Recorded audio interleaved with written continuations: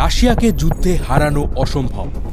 নেপোলিয়নের দুর্ধর্ষ সেনাবাহিনী থেকে শুরু করে জার্মানির ডিক্টেটর হিটলার সবাই রাশিয়ার উপর হামলা করে রাশিয়াকে দখল করার চেষ্টা করেছিল, কিন্তু এদের প্রত্যেকের পরিণতি হয়েছিল ভয়ানক। নেপোলিয়ন যখন রাশিয়ার উপর হামলা করেছিলেন তখন তার সেনাবাহিনী ইউরোপের সবথেকে শক্তিশালী সেনাবাহিনী ছিল। তিনি ভেবেছিলেন মাত্র কয়েক মাসের মধ্যেই তিনি রাশিয়াকে দখল করে নেবেন, কিন্তু হয়েছিল তার উল্টোটা। শেষ পর্যন্ত তাকে জীবন বাঁচিয়ে যুদ্ধক্ষেত্র থেকে পালিয়ে যেতে হয়েছিল। সিমিলার জিনিস দ্বিতীয় বিশ্বযুদ্ধের সময় হিটলারের সাথে হয়েছিল।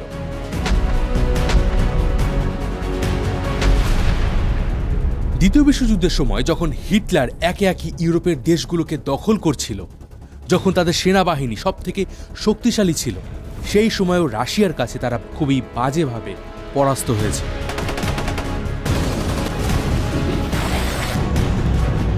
ইভেন আজকের দিনেও আমেরিকা থেকে শুরু করে নেটো বারবার রাশিয়াকে হুমকি দিচ্ছে ইউক্রেনের সাথে যুদ্ধ বন্ধ করতে, কিন্তু তারা কেউই সরাসরি রাশিয়ার উপর হামলা করতে চাইছে না।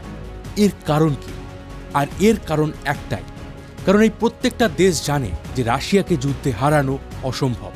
তো প্রশ্ন হচ্ছে, শুধুই কি রাশিয়ার সামরিক শক্তি, নাকি রাশিয়া এই যে আনবিটেবল, তাকে যে পরাস্ত করা যায় না, এর পেছনে কোনো অন্য রহস্য লুকিয়ে রয়েছে? তো চলুন আজকের সেই বিষয়ে আলোচনা করা যাক। আমি রয়েছি মিঠুন আপনার সাথে, আর আপনি দেখছেন রোমাঞ্চপিডিয়া। আর একটা ছোট্ট রিকোয়েস্ট আপনাদের কাছে, এই ধরনের ভিডিওগুলো বানানোর জন্য আমার এবং আমার টিমকে যথেষ্ট পরিশ্রম করতে হয়, তাই অবশ্যই একটা করে লাইক করে দিন।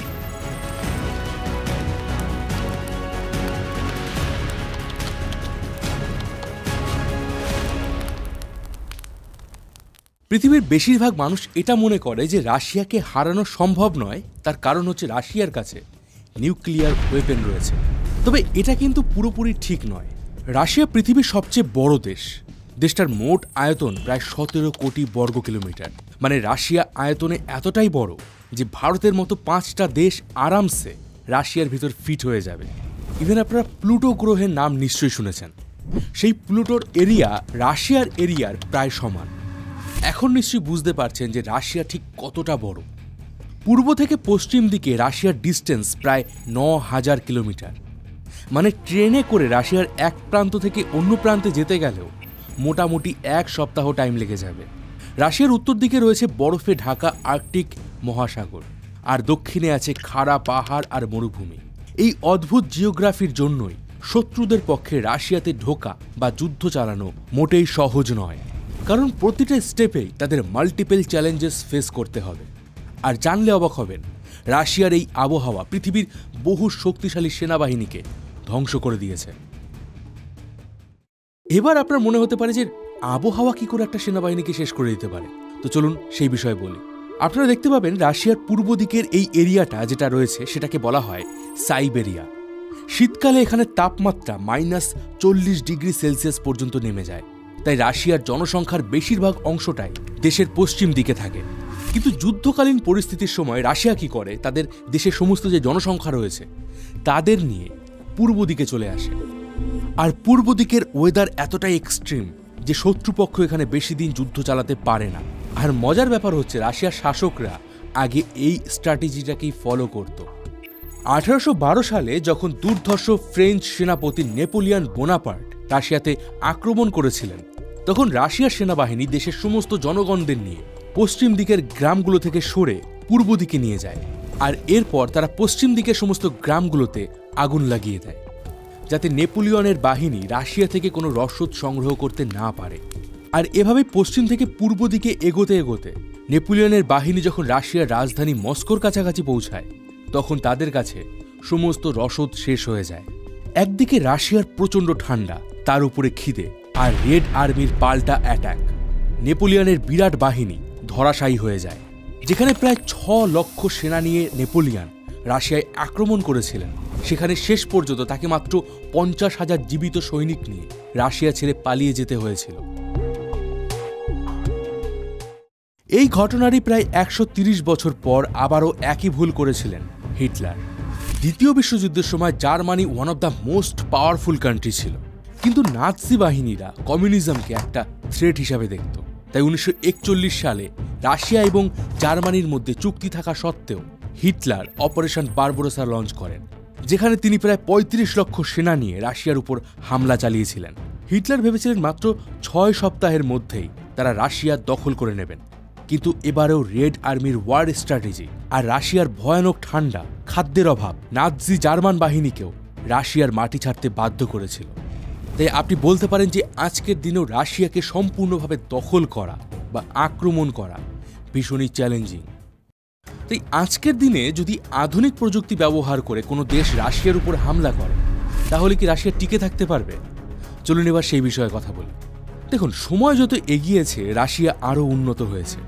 এখনও যদি কোনো দেশ রাশিয়ার উপর অ্যাটাক করে, তাহলেও তাদের হার নিশ্চিত, কারণ জিওগ্রাফির সাথে সাথে সামরিক শক্তিতেও রাশিয়া যথেষ্ট শক্তিশালী। বর্তমানে রাশিয়ার সেনাবাহিনীতে প্রায় ১২ লক্ষ অ্যাক্টিভ সেনা আছে, রিজার্ভে আছে প্রায় ২০ লক্ষেরও বেশি সেনা। সব মিলিয়ে রাশিয়ান বাহিনীতে প্রায় ৩০ লক্ষেরও বেশি সেনা রয়েছে, যেটা ওয়ার্ল্ডের 5th লার্জেস্ট মিলিটারি পাওয়ার। পৃথিবীর সবচেয়ে বেশি পারমাণবিক বোমা, প্রায় ৬,০০০-এরও বেশি নিউক্লিয়ার ওয়ারহেড রাশিয়ার কাছেই রয়েছে। এছাড়াও রাশিয়ার সেনাবাহিনীর কাছে প্রায় ১৪,০০০ ট্যাঙ্ক, ২৭,০০০-এরও বেশি আর্মার্ড ভেহিকেল, প্রায় ৬,০০০-এরও বেশি আর্টিলারি, এমনকি মাল্টিপল পাওয়ারফুল রকেট লঞ্চার সিস্টেমও রয়েছে। রাশিয়ার কাছে একটা শক্তিশালী এয়ার ফোর্সও রয়েছে। বর্তমানে রাশিয়ার বিমান বাহিনীর কাছে ৪,২০০টারও বেশি এয়ারক্রাফট রয়েছে। মিগ-29, মিগ-31-এর মতো অ্যাডভান্স ফাইটার জেট ছাড়াও সুখোই 35, সুখোই 57-এর মতো 5th জেনারেশন ফাইটার জেটও রয়েছে।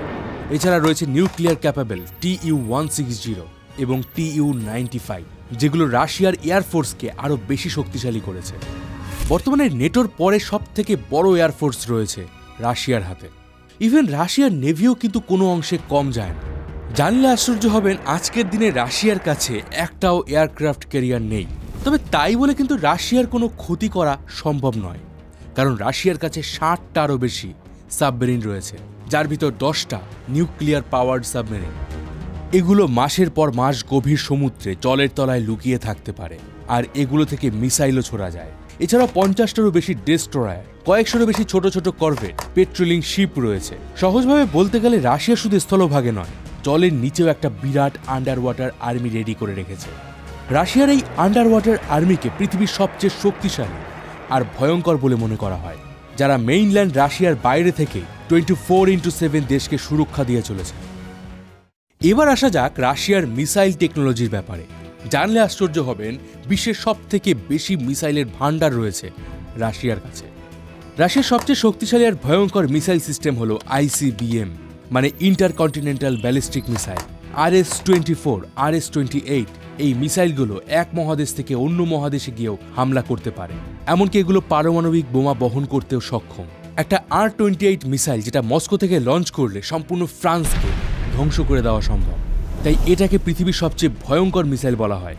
এরপর রয়েছে অ্যাভানগার্ড, কিনজাল, জিরকনের মতো সুপারসনিক মিসাইল। এই মিসাইলগুলোর গতি শব্দের চেয়েও প্রায় 20 থেকে 25 গুণ বেশি, আর রাডার সিস্টেমেও ধরা পড়ে না, আর খুব সহজেই নির্ভুলভাবে তাদের লক্ষ্যে আঘাত হানে। এছাড়াও রয়েছে ইস্কান্দার M, ক্যালিবার ক্রুজ মিসাইলের মতো শর্ট রেঞ্জ মিসাইল। এগুলো কাছাকাছি যুদ্ধের সময় ব্যবহার করা হয়।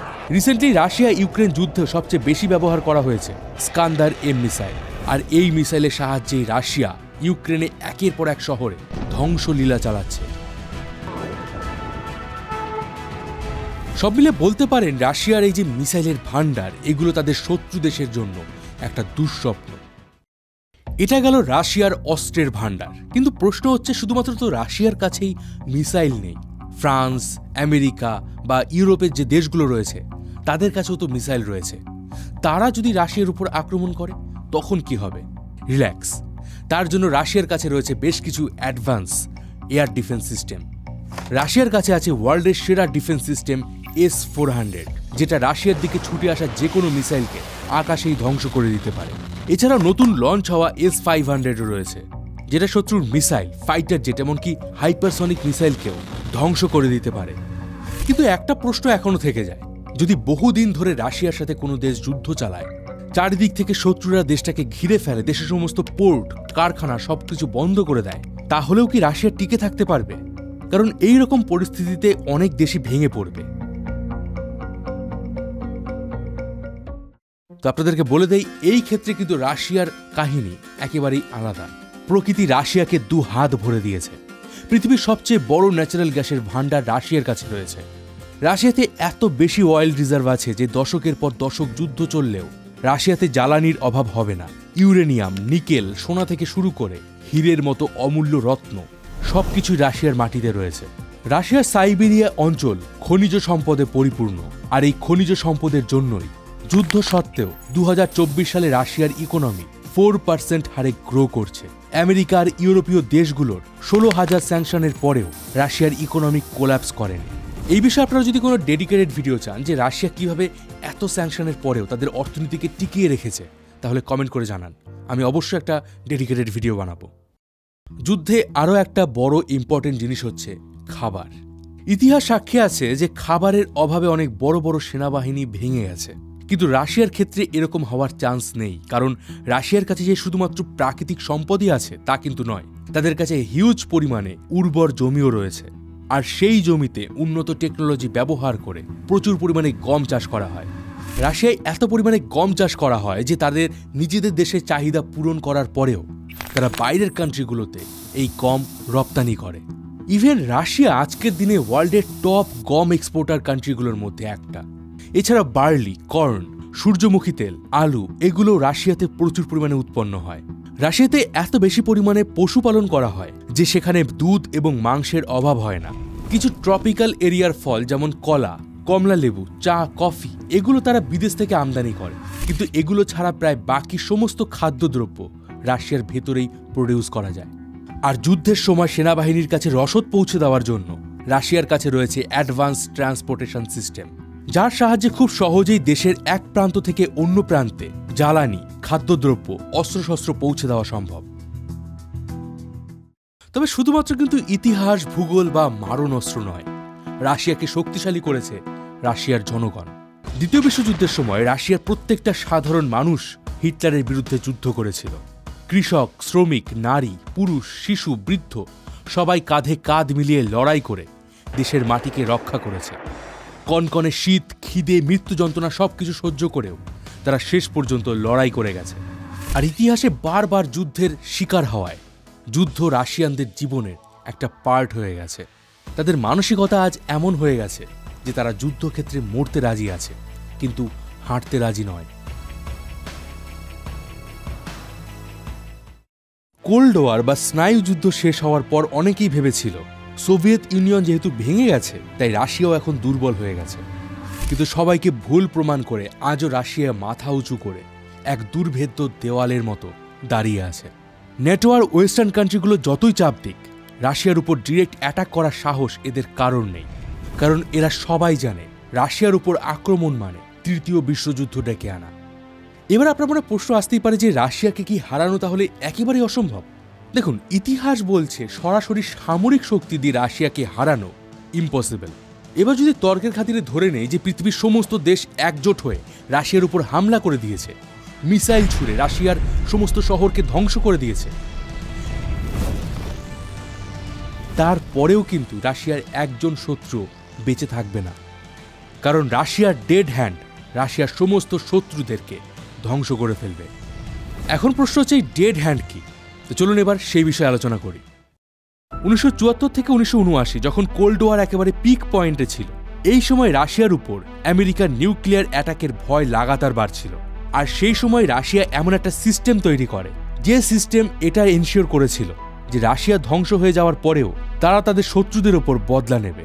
তাই 1985 সালে রাশিয়া ইন্ট্রোডিউস করে ডেড হ্যান্ড সিস্টেম। এটা এমনভাবে তৈরি করা হয়েছিল যে আমেরিকা বা অন্য কোনো শক্তিশালী দেশ যদি রাশিয়ার উপর পারমাণবিক হামলা করে দেয়, আর সেই হামলায় রাশিয়ার সমস্ত সাধারণ মানুষ সহ মিলিটারি জেনারেল এমনকি রাশিয়ার প্রেসিডেন্টও মারা যায়, তাহলেও শত্রু দেশকে নিউক্লিয়ার অ্যাটাক থেকে রেহাই দেওয়া যাবে না। এবার এই সিস্টেমটা কিভাবে কাজ করে সেটা একটু সহজ করে আপনাদেরকে বলছি। এই সিস্টেমটা সেন্সরের সাহায্যে সবসময় রাশিয়ার কয়েকটা বিষয়ের উপর নজর রাখছে, যেমন বড় কোনো পারমাণবিক বিস্ফোরণের সিগন্যাল, ভূমিকম্পের মতো শকওয়েভ, তেজস্ক্রিয়তার মাত্রা, কমিউনিকেশন বন্ধ হয়ে যাওয়া, মানে যেগুলো একটা বড়সড় নিউক্লিয়ার অ্যাটাকের সাথে জড়িয়ে থাকে। এইরকম কোনো হামলার সিগন্যাল যদি এই সেন্সর পায়, তখন এই সিস্টেম রাশিয়ার প্রেসিডেন্টের অফিসে একটা সিগন্যাল পাঠাবে।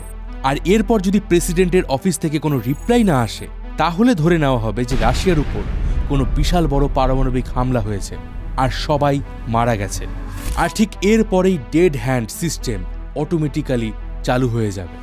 আর এই সিস্টেমে বেশ কিছু কমান্ড মিসাইল ছুড়ে দেবে আকাশের দিকে, যেগুলো আকাশে উঠেই পৃথিবীর সারা দেশে ছড়িয়ে থাকা সাবমেরিন বম্বার বেসে সিগন্যাল পাঠিয়ে দেবে। এরপরে এই সিস্টেম থেকে রাশিয়ান স্যাটেলাইটগুলোতে সিগন্যাল যাবে, আর সেখান থেকেই রাশিয়ার শত্রু দেশগুলোকে চিহ্নিত করে তাদের উপর নিউক্লিয়ার অ্যাটাক হবে। মানে বলতে পারেন পৃথিবী একেবারে প্রায় ধ্বংস হয়ে যাবে। আর এই কারণগুলোর জন্যই বলা হয় রাশিয়াকে হারানো প্রায় অসম্ভব। কিন্তু রাশিয়া তাদের ইতিহাসে সবথেকে বিধ্বংসী যুদ্ধতে কিভাবে সার্ভাইভ করেছে, যখন হিটলার এবং স্টালিনের মধ্যে স্টালিনগ্রাডে এক ভয়ানক যুদ্ধ হয়েছিল। কি হয়েছিল সেই যুদ্ধের ফলে, সেই বিষয়ে ডিটেলসে জানার জন্য আমার 3 বছর আগের বানানো একটা ভিডিও এটা দেখতে পারেন। কেমন লাগলো আজকের ভিডিও? এরকম আর কোন দেশের ভিডিও আপনারা চান সেটাও কমেন্ট বক্সে জানান। আমি ছিলাম মিঠুন আপনার সাথে, আপনি দেখছিলেন রোমাঞ্চপিডিয়া। দেখা হবে পরের ভিডিওতে, ততদিন ভালো থাকবেন, সুস্থ থাকবেন।